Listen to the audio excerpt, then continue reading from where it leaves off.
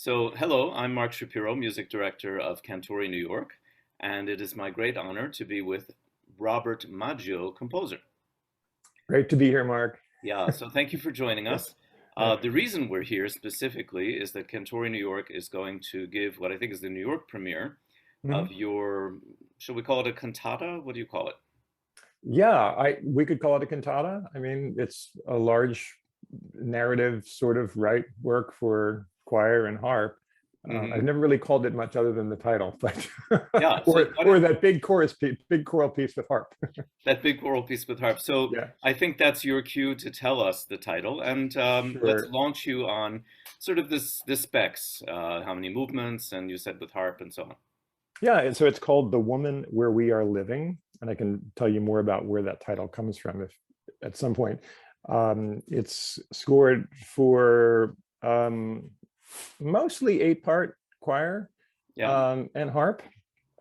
Um, the um, scope of the piece is it's probably, I want to say, about 25 minutes long. Yep. And it is in 9 movements. The movements kind of thread material from one to the next, or actually one to the the one after that, sort of the odd numbered ones and the even numbered movements sort of carry similarities. So let's Um, let's have you talk about that already. So sure. you mentioned the title.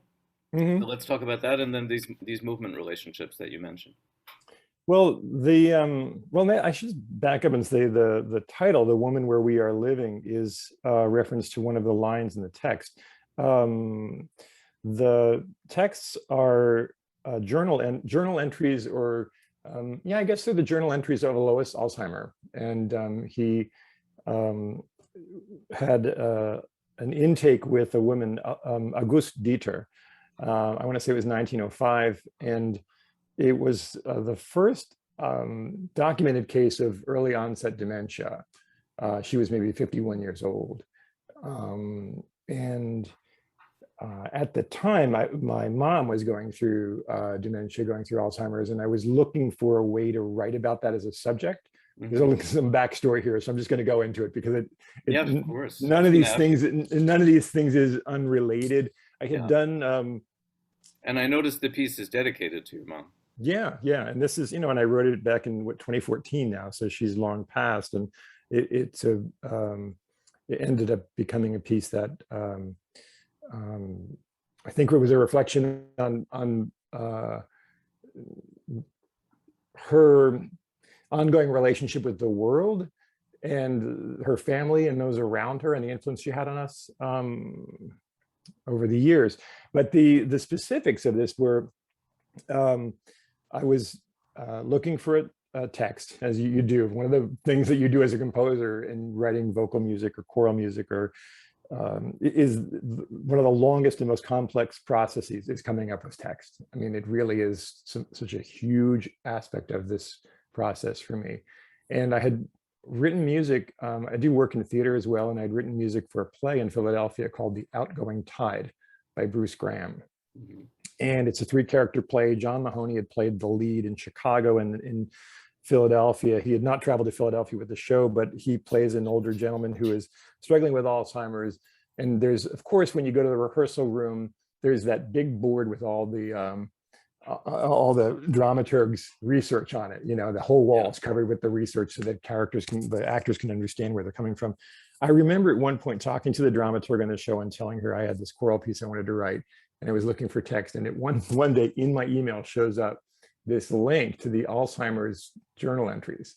And I went, oh Wow. my God. Right. Again, it's not something I found. It's someone found and sent to me and said, you should check this out. It sounds like something you might be interested in. Yeah. So I started reading them. And it's essentially the doctor asking her questions about her state, asking her questions about where she is, who she's married to, where she lives, how she's feeling. And that became the basis of what this text is about and what the chorus sings about. And at one point he asks her where she is or something like this. I can't exactly remember the exact quote, but she's referring to herself in the third person, and she refers to herself as the woman where we are living. So in this kind of like almost out of body state, like I can't quite grasp who I am, but I know that I'm living inside this place. And so in the choral work, as we mentioned, every other movement being about the doctor questioning her, and every other movement then is about her state, like her describing herself, her own state. And in the choral work, the doctor, as you might imagine, Alzheimer's questions are always posed in German, just a conceit that I picked up that I thought might be an interesting way to establish his voice and her voice. And her voice, Auguste Deter, is always voiced by the women, and she sings her responses in English. So there's this kind of dual language kind of thing that goes on. And I think it helps track the way the story is told. We dip into the story with him asking her questions, and then we leave that for a moment for him to give a kind of report on how she's doing. Mm-hmm. So he also steps back at times. It's almost like you could there could be a visual aspect to this as well, right? To some extent, where he sort of steps back and just is taking notes on how she's doing and what he notices about her. And then he'll ask her a personal question again, and then she'll go on. And so, that's a little bit of the overview of the text. Do you think, I was thinking about your comment about German, it would have worked as well if it were in Czech or French or something? I don't know. It's weird because like so much of my experience of working in theater is that you establish time and place and character through the music and through the language. And so because it was German, we used German. And maybe if it had been French, I would have used French. It just was sort of what was there. It also explains the Mahler, the presence of the Mahler quote at the beginning of the piece. Tell us about that. Yeah. I again, part of it being a musical dramatist, I'm always looking for a way to establish where we are and when it is. And in doing my research on Alzheimer and this time frame, Mahler's Fourth premiered the same day, not in the same town, not in Frankfurt on Main, but in Germany. And I thought, okay, so maybe Mahler's Fourth is sort of just drifting across the landscape of Germany. So we hear the final movement, Die himmlische Leben, sort of drifting in the women's voices. And then I thought it would be fun to have them actually physically entering the space. So they come into the space at the beginning of the work and sort of, in a sense, position themselves in front of the doctor, in front of the men's chorus. So the way it was set up for the premiere was the men were on one side and the women were on the other. So it was set up like across from one another. The premiere was in this really cool warehouse space in Philly, in Fishtown, called the Icebox. It was this big open white space, really cool. Who gave the premiere? The premiere was with Donald Nally and The Crossing. And they had commissioned the piece, right? They had. Actually, it was one of these funny situations where they had a call for scores. I think their idea was that they were going to meet some young new composers.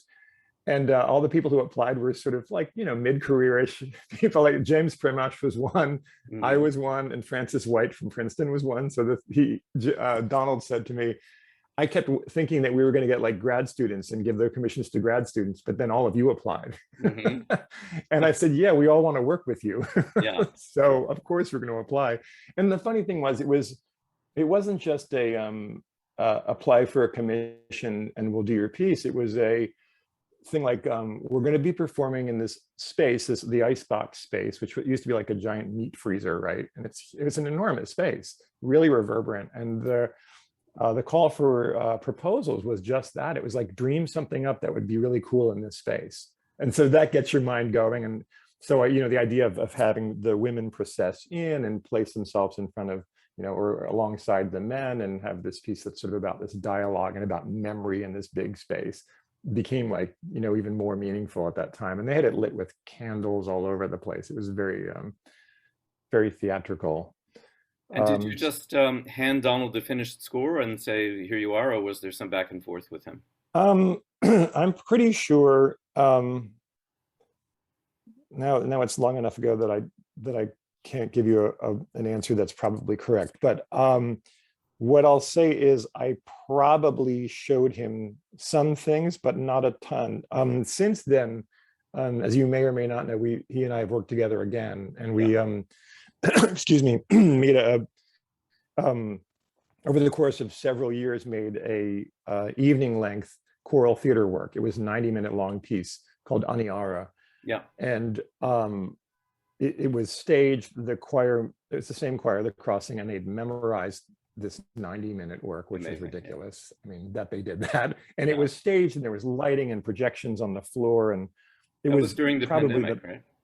It was just before the pandemic. It was the fall of 2019, or summer of 2019. We did it in Philly, and then they were invited to come and present it at the Core Biennial in Haarlem in the Netherlands. Yeah. And then they went to Helsinki and performed it in the ballet opera building in Helsinki, in the experimental space.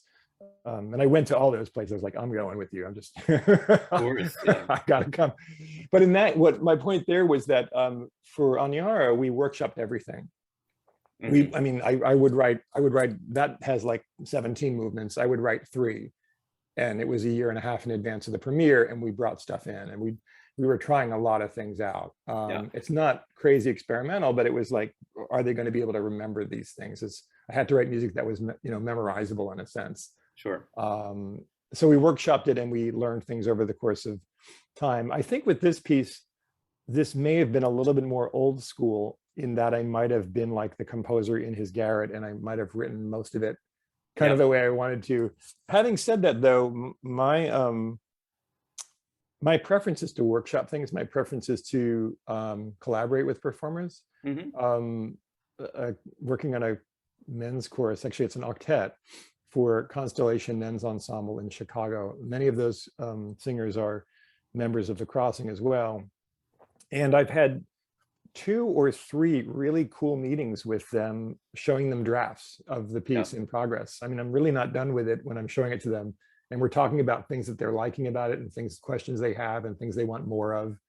And I love that. I almost missed the days of having, just those regular check-ins with a teacher or something like that, where you're getting feedback. It's really, it's all about interacting with other people to make music, I think. Yeah, exactly right. And especially now with the pandemic, right, that becomes even more meaningful and more necessary. Precious. And then also with the magic of this thing called Zoom, where we're chatting now, we've all gotten a little bit less allergic to communicating like this. I've done a ton of my theatrical collaborations just like this, where I'll share the screen and play what I'm working on. And so I've gotten a lot more comfortable just sitting here in my studio in Lambertville, New Jersey, and talking to people from New York or from Philly or wherever the collaborate, or Chicago, wherever people are. Nice town, Lambertville. Yeah. It's sweet. It's a little river town. Yeah. Coming back to something about the woman where we were living, I was thinking a lot about the repetition in music. Yeah. And, I think music is in general a repetitive medium. You and I had an offline conversation about music cognition, and, I think the role of memory and repetition are very significant in our musical experience. Interesting. Yeah. But I thought specifically about, as a composer, addressing the subject of Alzheimer's. I wondered how conscious you were of how you wanted to mobilize the tools of repetition and memory in music. Oh, wow, mobilize the tools of repetition and memory in music. It's a great way of stating that.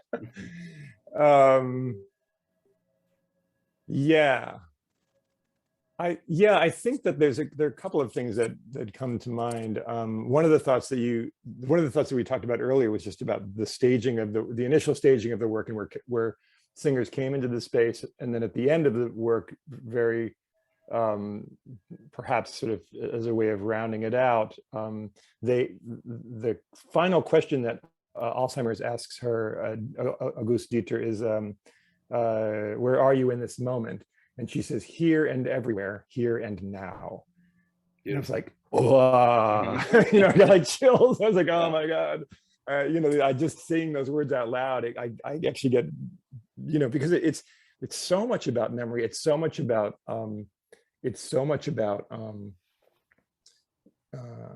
carrying the past with you, and carrying people with you. In this case, like, as I'm writing a tribute to my mom, I'm thinking a lot about that, right? When I'm working on this piece, and she's still alive when I'm working on this piece, right? So I'm thinking a lot about how it is that music has a way of reminding us of who we are and where we've come from. Yeah. And in the piece, in the initial staging of the piece, the women left as they were singing those lines. They sort of disappeared into behind us again. Yeah. Sort of because memory, like physically, we think of memory as back here. It's the thing that we can't see, as a metaphor. What's in front of us, it's only back here behind us where we can't see it. So that's a part of it. The other thing that I find interesting is. One of the things that I noticed, and again, it's just from firsthand experience with having spent so much time at the assisted living place where my mom eventually ended up, was so much of this idea of repetition and schedule and routine, and you get the same kinds of answers. After a certain point, you get the same kinds of answers. There was a particular woman there who I thought was a character who just would always like shout like these kind of obscene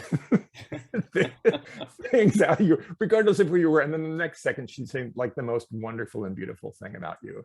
And I didn't know who she was, but this idea, but it was always the same, right? It was like for week in, week out, the same kind of thing. And there's one of these movements where I can't remember the number of the actual movement, where she gets agitated, and she says, I do not cut myself. I do not, she's like, I will not be cut. I will not be cut. And it's like fear, right? There's this sense of like, I'm in this place and I don't know what's happening to me, but I don't trust the people around me. And I can only kind of keep repeating the same thing again and again to let you know that I really mean this and I'm afraid. And so there are these kinds of repetitions that I think have to do with the mind trying to hold on to things, and the way that we do that is through repeating them to ourselves again and again, a little mantra, so to speak. So repetition is actually repetition, and then transformation, I think, is what's key too. I honestly, if it's simply repetition, then I think it loses meaning. But I think if it's repetition with some transformation, then I think it gains extraordinary meaning. I was so interested because I think, repetition through transformation is something music is supposed to do. Yeah, right. A priori. That's kind of its job, right? How it works. Right.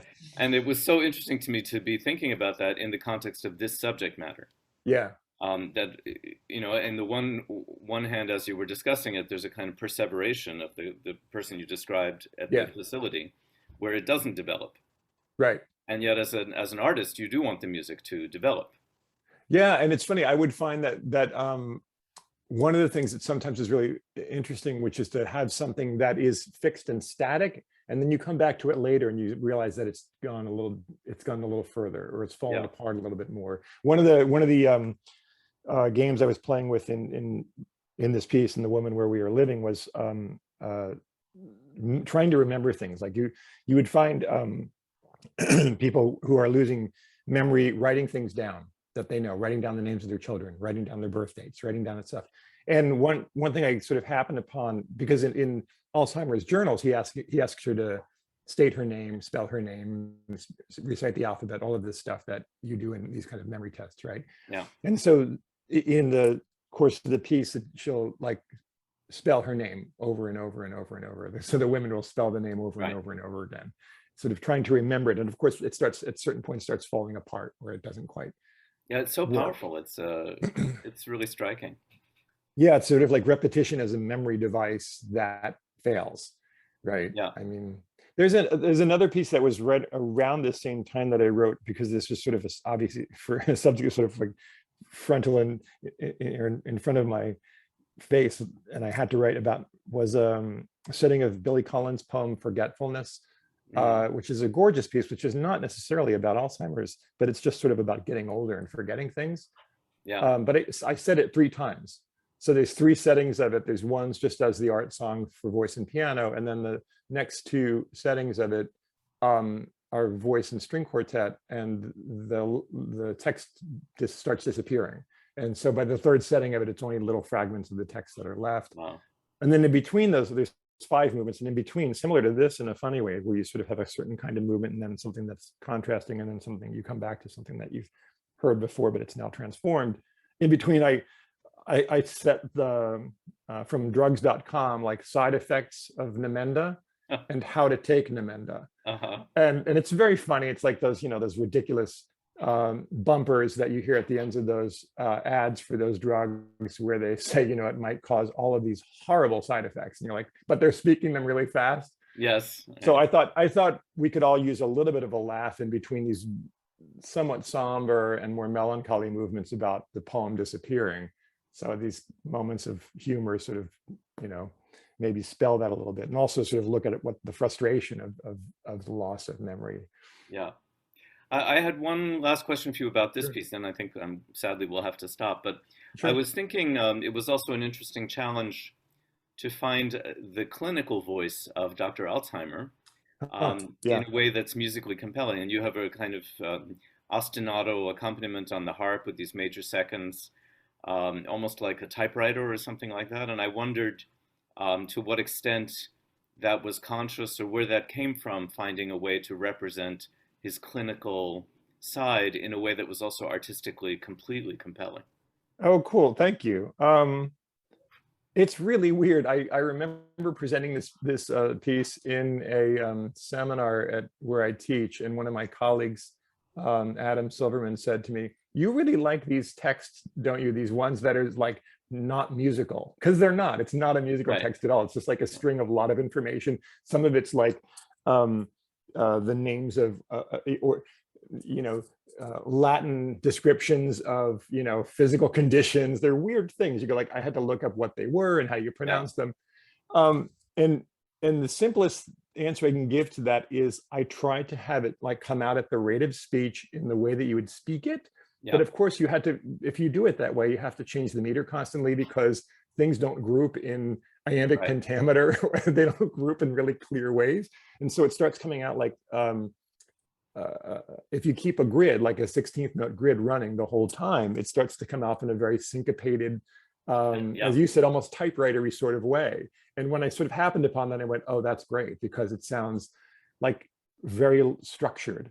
It sounds very structured and logical without feeling ever like it's being conformed into some sort of, we've got the answer, it's all in 4/4 and we're all going to be good. It's not. It's constantly sort of off balance. And then of course the harp has to kind of keep that like groove going, and that's a nutty thing to do for a harp, because if you think about like harpists just playing harp music, I'm like, we need a really rhythmic harpist. Well, we will have one. So no, they're out there. That's the fun thing. I discovered that actually. That's you want to talk about workshopping things with Donald or whatever. I workshop this with the harpist probably more than with the singers. I wrote this part and went to her and said, we have to go through this, and you have to tell me if this is reasonable, because I really like this idea of all of this rhythmic stuff, but you have to tell me if this is like a good thing to do for a harp player, or if all harp players will forever hate. Harp is its own universe, as we know. And it went well. We had a really great session, and it was she was delightful. And then the Midwest premiere last just pre-pandemic. It was a student from a graduate from the Northwestern School of Music, who was also just incredibly precise and got that kind of, as you said, typewritery sort of logical quality. Well, we will have Mélanie Genin, who is I worked with at Juilliard, so she will be state of the art. I am excited. Yeah. And the major second is a great, isn't it? The major second's a great interval for that kind of like I don't know, just some sort of objective, like I don't have an opinion about this kind of tone. Yes. Whereas if it becomes like a more sweet interval, it's like problematic, where it shouldn't be too dissonant, It's like what they used to use for the news, Yeah, exactly. Yeah, you're like, something's slightly wrong, but it's not terrible. Announcement, Yeah, exactly. So thank you so much, Rob Maggio, and we look forward to meeting you in person, unless the pandemic trips us up, but we will not let it. We will not let it. In March. Looking forward to meeting you as well, Mark.